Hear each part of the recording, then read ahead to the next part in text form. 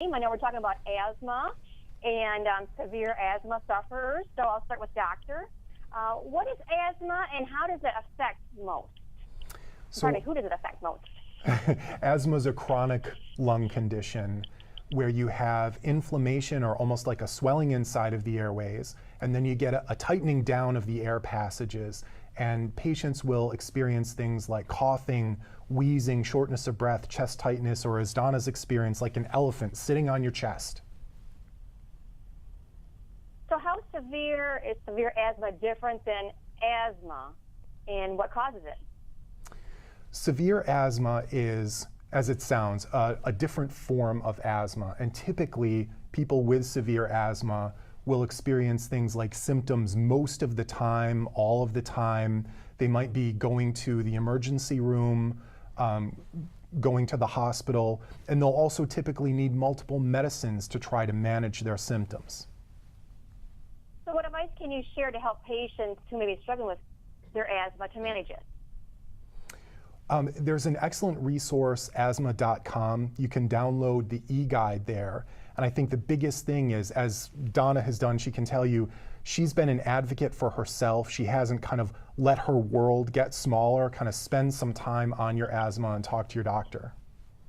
Got it. So what are some statistics in regards to asthma, like how many people have it?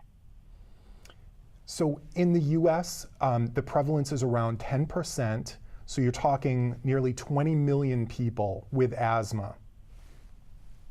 That's huge. Now, any reasoning why there's that many? Unfortunately, we're not sure as scientists and physicians.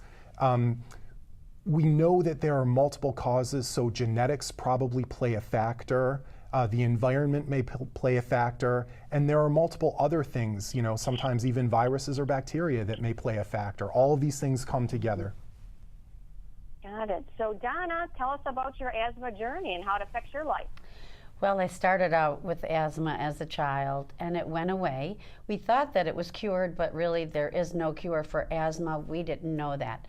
As an adult, during a very stressful time in my life, it returned with a vengeance, to the point where I was unable to drive or leave my house for fear of an asthma attack. What kind of symptoms were you experiencing that made you think the asthma was in control? Well, I was coughing, I was wheezing, as doctor said, that elephant on your chest, that tightness, the inability to take a complete breath or to finish a breath. It was frightening, and I had to manage my time, myself, my day. I couldn't walk, I couldn't, pick up my granddaughter. I couldn't bend over and tie my shoes. That was basically my aha moment when I said, this is uncontrolled.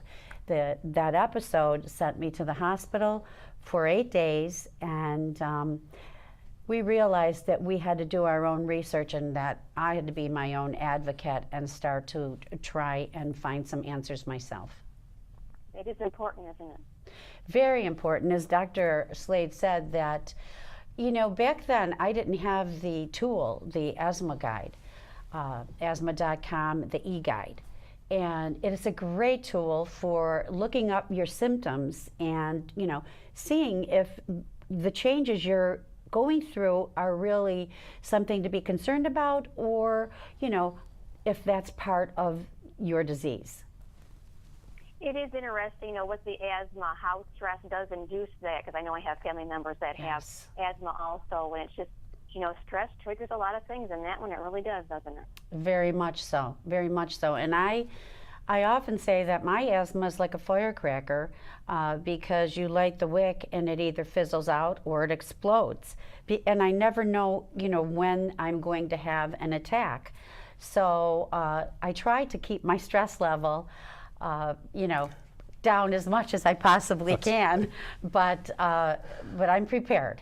I'm very prepared to, help myself.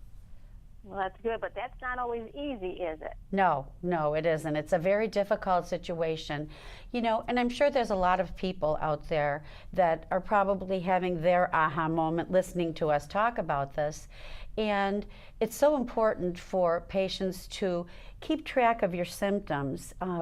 If you're having an exacerbation, what triggered it? What type of medication you're using? Write all this down. How long did it last? Did it did the medication help? Did you have to go to the hospital? Present that to your doctor at each visit. And your doctor can keep track or change your medication, prescribe something different.